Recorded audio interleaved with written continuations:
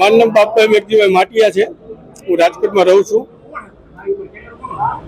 જમીન ખાલસા કરવા માટે કલેક્ટરે હુકમ કર્યો છે, શું મામલો છે?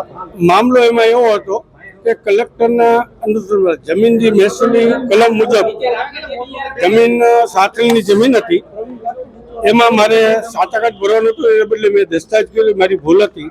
એટલે સરકારે એનું કામ કર્યું છે. મારી ભૂલ હતી, મેં સ્વીકારી છે. હવે મને જમીન મળવા માટે મારા 37B કેસ લડવાનો છે.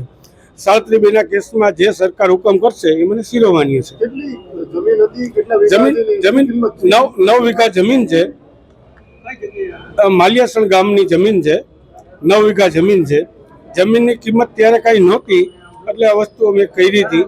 પણ ત્યારે એવી ખબર નહોતી અમને કે આ વસ્તુ આનાથી દસ્તાવેજ કરેવાથી જમીન ખાલસા થશે. અત્યારે બજાર કિંમત કદાચ મારા અંદાજે 7 કરોડ રૂપિયા થાય.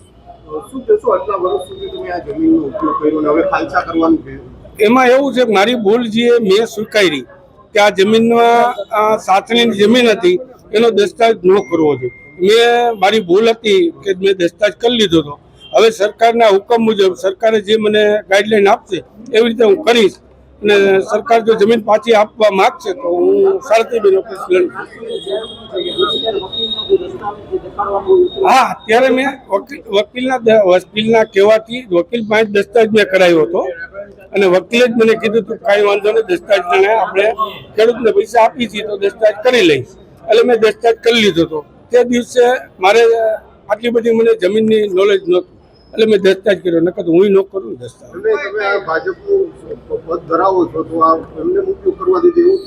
ના, ત્યારે હું ભાજપનું પદ ધરાવતો, હું સામાન્ય કાર્યકર હતો.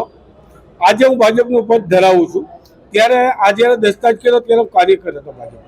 એટલે ત્યારે આ વસ્તુની મને નોલેજ નહોતું, એટલે મેં દસ્તાવેજ કર્યો. હવે જે સરકારની ગાઈડલાઈન મુજબ સરકાર જેવું કહેશે એવી રીતે હું વકીલ રાખી અને કેસ લડીશ. એ અમારી પર્સનલ ઘરની મેટર હતી, મારા ભાઈની મેટર હતી. એમાં મને તો ખ્યાલ નહોતો. હું તો છાસ વિતરણમાં હતો. અને ત્યાર પછી મને 6 વાગે ખબર પડી કે આવી રીતે થયું છે એમ.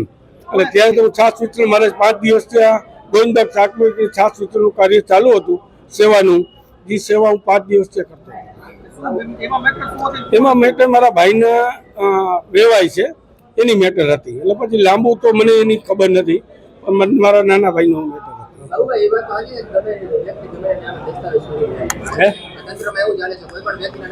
ના, એવું નથી. એને પૈસા દીધા હોય તો દસ્તાવેજ કરીએ ને, તો એમનો દસ્તાવેજ થોડો કરી જાય.